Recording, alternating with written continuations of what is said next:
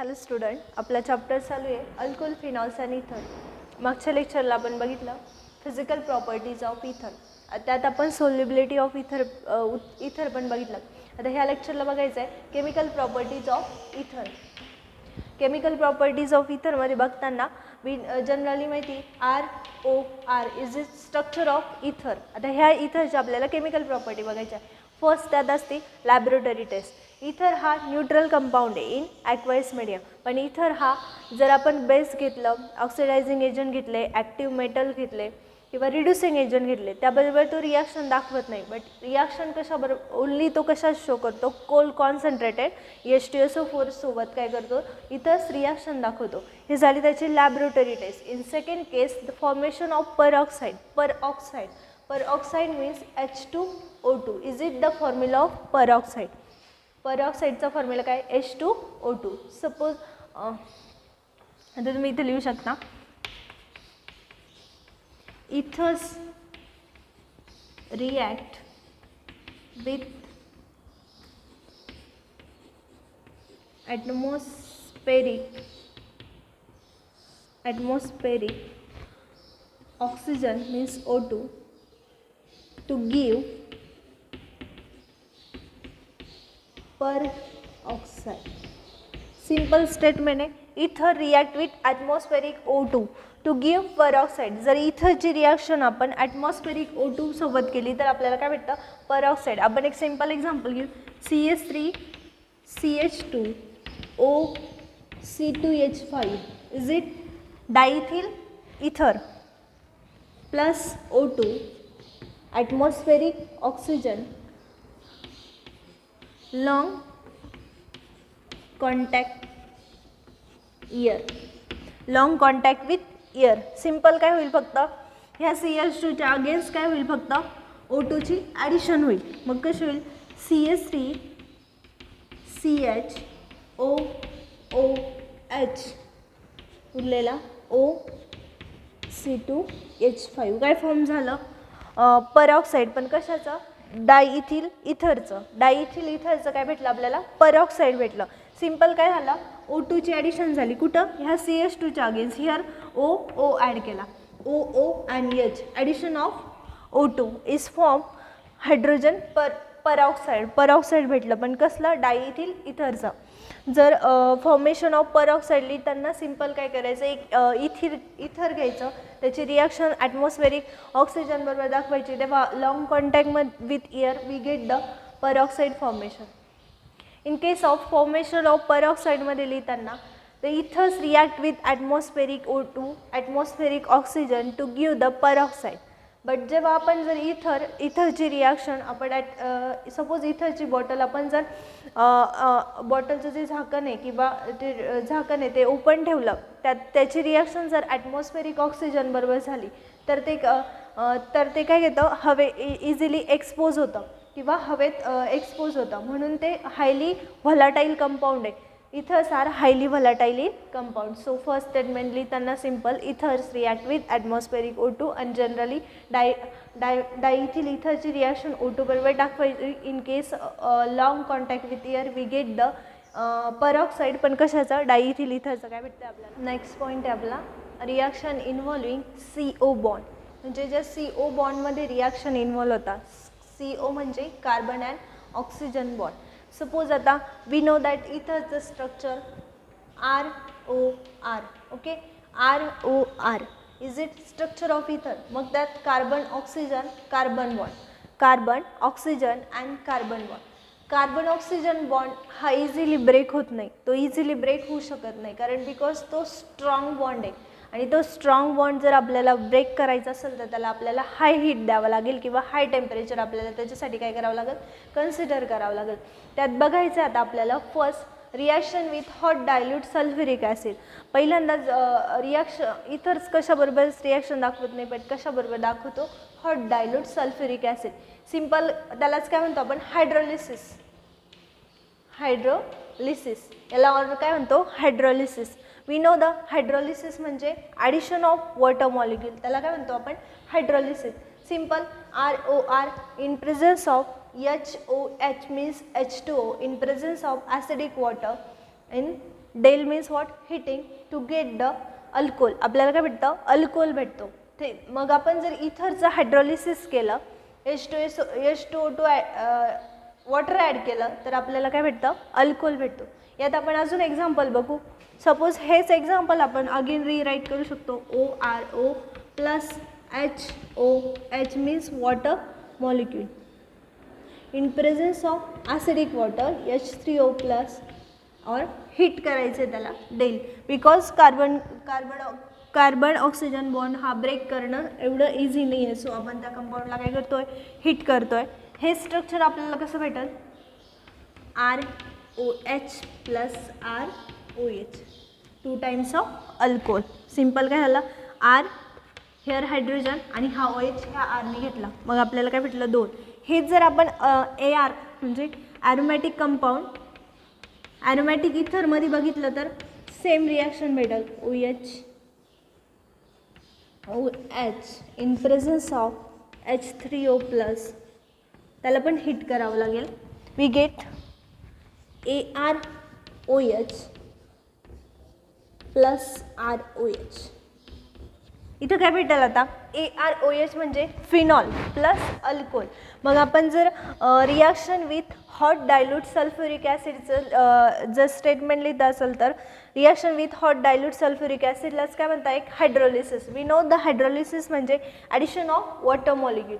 Simple ether घेतलं, त्यात आपण वॉटरची ॲडिशन केली in presence of H3O plus to get the 2 alcohol भेटले आपल्याला. बट केव्हा, जर सिम्पल आपण अल्किल घेतला किंवा इथर कन्सिडर केलं. इन केस ऑफ जर आपण ॲरोमॅटिक इथर कन्सिडर केलं AROAR to get the phenol plus alcohol, आपल्याला काय भेटतं, फिनॉल प्लस अल्कोहोल. ही झाली reaction with hot dilute sulphuric acid.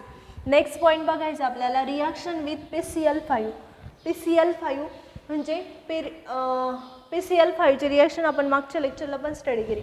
PCl5 त्यानंतर सिम्पल इथर घ्यायचा आहे, त्याची reaction PCl5 in presence of, त्याला पण आपल्याला काय करावं लागेल, हिट करावं लागेल, कारण कार्बन ऑक्सिजन बॉन्ड हा ब्रेक करणं एवढं इझी नाही. दॅट्स वाय आपण इथं काय घेतली, हिटिंग घेतली.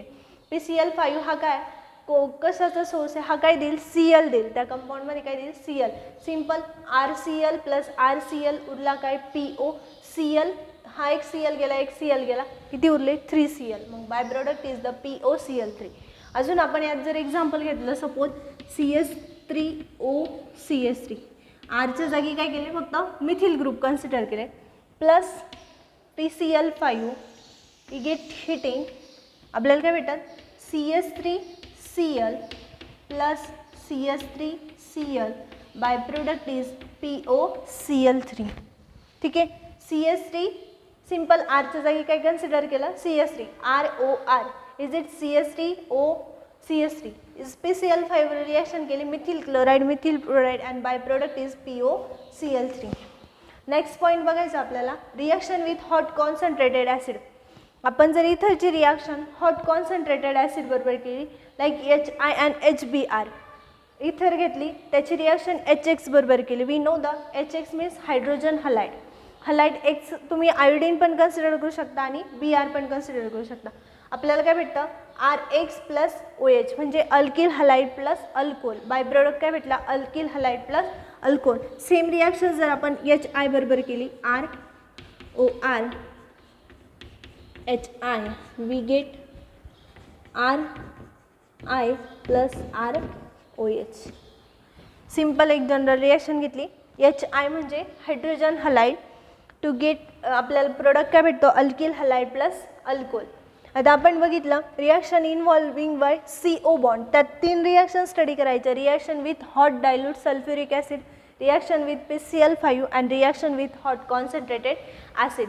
जर आपण reaction with hot dilute sulphuric ॲसिडलाच काय म्हणतो, हायड्रोलिसिस. त्यामुळे आपण काय केलं, वॉटर मॉलिक्यूलची ॲडिशन घेतली, आपल्याला बाय प्रोडक्ट एक अल्कोहोल और दुसरा काय भेटला आहे, phenol.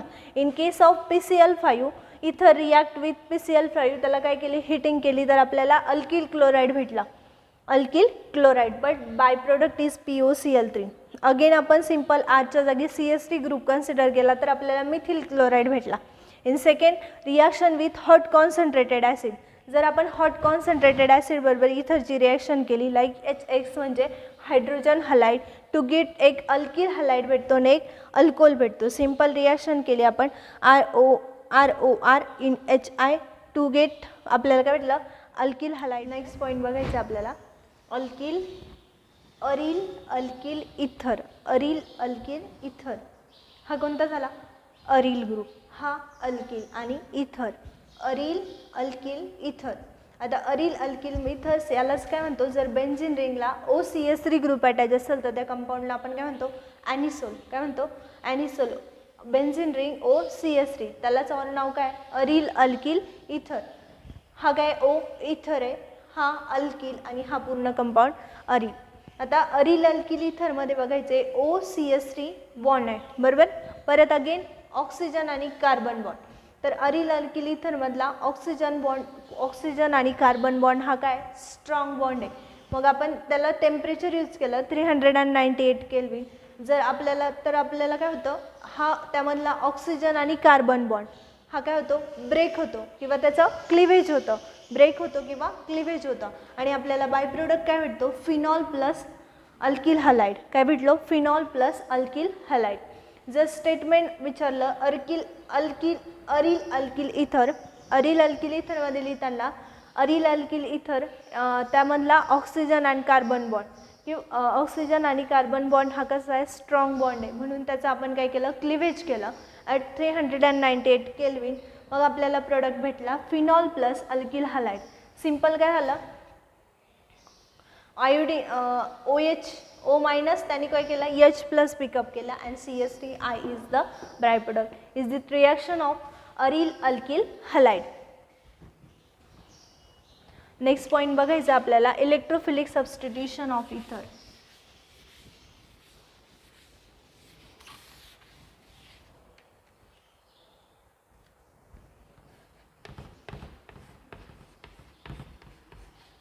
Electrophilic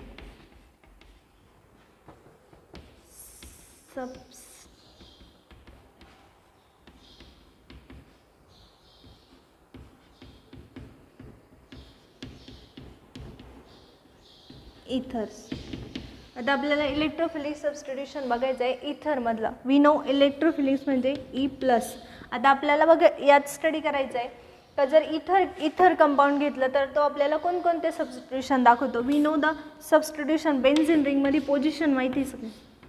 is it benzene ring ortho meta para again meta again ortho. आणि आपल्याला कशात बघायचं आहे OR म्हणजे इथरमध्ये आपल्याला काय करायचं आहे सबस्टिट्यूशन बघायचं आहे बरोबर. मग ह्या पोझिशन आहे अर्थो मेटा प्यारा मेटा अँड अर्थो हे झालं substitution.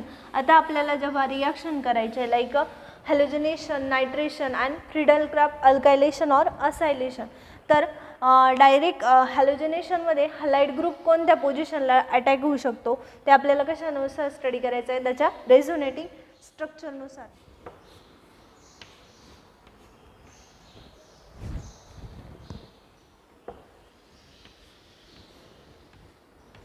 OR. We know oxygen is heteroatom. That's why त्याच्यावर काय असता lone pair. First resonance करताना lone pair shift here. This bond are shift here.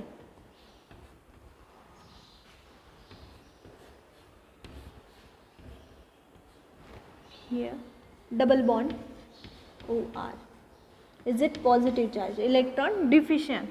Here double bond form झाला. Here negative charge again. This bond here. This bond, this negative charge shift here. This will be shift here. We get third structure. Double bond, negative charge, double bond OR plus positive charge. In third case, this bond shift here, this are shift here.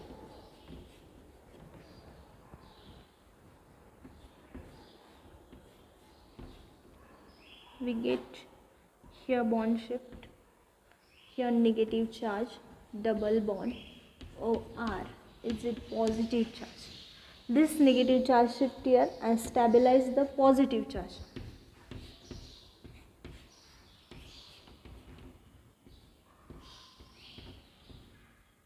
O R. ठीक आहे, हे झाले resonating किंवा resonating structures of इथर. आता आपण याला numbering देऊ. First, second, third, fourth and fifth. ठीक आहे, थर्ड, फोर्थ अँड फिफ्थ. आपण सिम्पल काय केलं आहे, इलेक्ट्रोफिलिक सबस्टिट्यूशन्स ऑफ इथर, म्हणजे इलेक्ट्रोफाईल जो कंपाऊंड आहे तो आपल्याला सबस्टिट्यूशन कुठं होईल त्याचं ते बघण्यासाठी आपण काय केलं, रेझोनेटिंग स्ट्रक्चर ड्रॉ केले. फर्स्ट सिम्पल ऑक्सिजन हा हे कसलं ॲरोमॅटिक रिंगमध्ये इथर काढलं आपण, याला 2 लोन पेअर आहे. Oxygen is a hetero atom, मग हेट्रो ॲटमवर काय असतं, lone pair. Simple lone pair shift केला, हा बॉन्ड इकडे शिफ्ट केला, इथे काय झालं, double bond, here negative charge. Next स्ट्रक्चरमध्ये इथं काय झालं, double headed arrow. Resonance structure काढताना त्यात कसा डबल हेडेड ॲडो पाहिजे. नेक्स्ट मग निगेटिव्ह चार्ज शिफ्ट केला, हा इथे शिफ्ट केला, आपल्याला काय भेटलं, double bond again negative charge. परत नेक्स्ट याला हा बॉन्ड इथे शिफ्ट केला, दिस निगेटिव्ह चार्ज, इथे बॉन्ड निगेटिव्ह चार्ज. हे काय झाले, आपण त्याचे number of resonating structure draw केले. आता आपल्याला चेक करायचं आहे की कोणत्या कोणत्या पोझिशनला निगेटिव्ह चार्ज आलेले. मीन्स वी नो अर्थो, मेटा, पॅरा, मेटा अँड अर्थो. आता इथे चेक करायचं कुठे निगेटिव्ह चार्ज आला आहे, अर्थो. ठीक आहे, हिअर पॅरा, अगेन अर्थो. ठीक आहे, म्हणजे इथरमध्ये पण आपण बघितलं. आता कुठे कुठे निगेटिव्ह चार्ज भेटला, यात अर्थो, इथं पॅरा आणि इथं अर्थो. मेटाला चार्ज आला आहे का, निगेटिव्ह चार्ज नाही, म्हणून मेटाला आपल्याला इलेक्ट्रोफिलिक सबस्टिट्यूशन दाखवता येईल का, नाही. पण आपण इलेक्ट्रोफिलिक सबस्टिट्यूशन कशात दाखवू शकतो, फक्त अर्थो, पॅरा अँड अर्थो पोझिशनला. जर बेन्झीन इलेक्ट्रोफिलिक सबस्टिट्यूशन्स ऑफ इथर, जर इथरमध्ये इलेक्ट्रोफिलिक सबस्टिट्यूट करायचा किंवा एखादा इलेक्ट्रोफाईल ग्रुप सबस्टिट्यूट करायचा असेल तर तो मोस्ट फेवरेबल कोणत्या पोझिशनला येईल, एक अर्थो and second one is the para. तो मेटाला इंडिकेट करत नाही, कारण तिथे निगेटिव्ह चार्ज नाही आहे आणि माहिती आहे आपल्याला इलेक्ट्रोफाईलवर पॉझिटिव्ह चार्ज असतो, त्यामुळे तो काय करतो, निगेटिव्ह चार्जवर अटॅक करतो. म्हणून in case of electrophilic substitution of इथर, जर इलेक्ट्रोफाईल ग्रुप आपल्याला सबस्टिट्यूट करायचा असेल तर आपण अर्थो अँड पॅरा ग्रुपला काय करू शकतो, इलेक्ट्रोफिलिक ग्रुप हा सबस्टिट्यूट करू शकतो, किंवा तो मोर फेवरेबल प्रोडक्ट भेटेल आपल्याला इन केस ऑफ अर्थो अँड पॅरा. बट मेटाला त्याचं कुठेही सबस्टिट्यूशन भेटणार नाही. हे झालं इलेक्ट्रोफिलिक सबस्टिट्यूशन ऑफ इथर.